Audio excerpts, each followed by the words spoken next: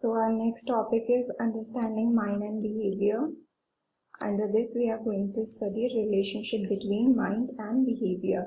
So जो हमारे पहले के साइंटिस्ट हुआ करते थे वो क्या मानते थे कि there is no relationship between mind and body and they are parallel to each other.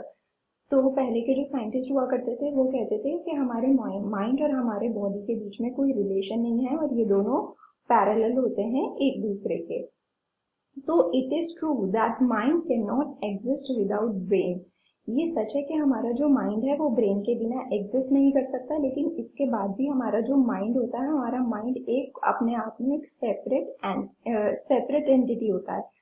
For example आप ऐसे बहुत सारे केसेस हुए कि एक्सीडेंट के बाद किसी का हमारा ऑप्टिकल लोब निकाल दिया गया. ऑप्टिकल लोब किस लिए यूज होता है? Responsible for vision.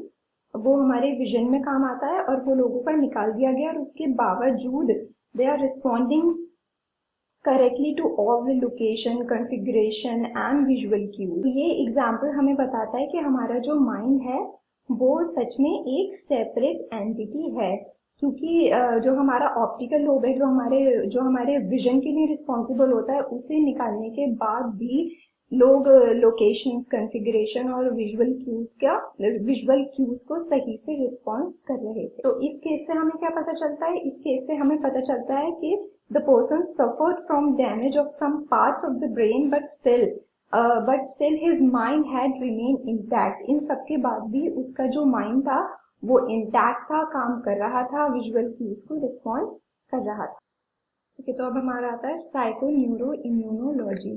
तो साइको न्यूरो इम्यूनोलॉजी एक्चुअली में क्या होता है? It is the study of the interaction between psychological processes and nervous system and immune system of the human body.